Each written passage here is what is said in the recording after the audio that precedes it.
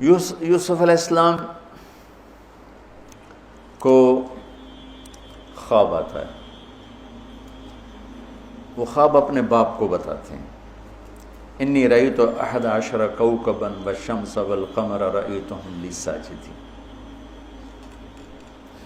بچے کو باپ اپنے ساتھ اس طرح جوڑے مانوس کرے کہ بچہ دل کا حال باپ کو بتائے یا ماں کو بتائے، یہاں سے یہ سبق ملتا ہے۔ واقعہ تو سب کو معلوم ہے، وہاں سے باپ کو دھوکہ دے کے لائے، کنویں میں ڈال دیا اور اتنی بے دردی سے مارا پیٹا، اور جب پھینکنے لگے تو ان کا ہاتھ منڈیر پہ پڑ گیا، تو ایک بھائی نے یہاں تلوار ماری، قبضہ یوں، وہ اتنی زور سے لگی ہاتھ چھوٹ گئے، تو اللہ نے جبریل سے فرمایا گرنے سے پہلے گود میں لے لو، تو پانی میں گرنے سے پہلے جبریل کے پروں پر تھے، اور اللہ تعالیٰ نے وہاں 3 دن وہاں رہے۔ تو وجاءت سیارة فأرسلوا واردهم فأدلى دلوه قال یا بشرى هذا غلام وأسروا بضاعة واللہ علیم بما يعملون۔ تو وہ قافلہ گزرا، وہاں کنواں دیکھ کے پانی لینے گئے، انہوں نے ڈول نیچے ڈالا، یوسف علیہ السلام ڈول میں بیٹھ گئے، اور یوسف علیہ السلام اعطی شطر الحسن، پوری دنیا کے مردوں کو جو حسن ملا، عورتوں کو جو حسن ملا، اس کا پورا 1/2 یوسف اکیلے کو ملا، تو کیا چیزوں کی، کیا چیزوں کی۔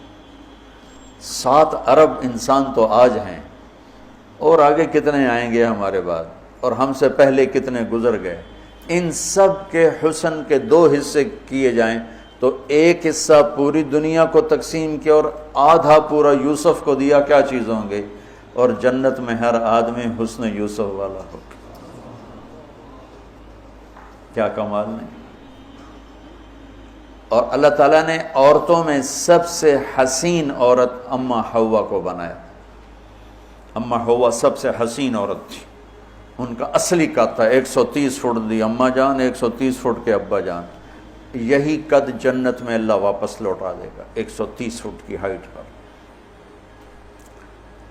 تو جب وہ ڈول سے نکل یا بشرا، یوں ہی کیا ہوگا اس نے، یا بشرا ھذا غلام، وہ یہ کیا چیز نکل، ھذا غلام، میں حیرت ہے کہ یہ کیا ہے، یہ کیا چہرہ ہے، کیا نور ہے، کیا حسن ہے، کیا جمال ہے۔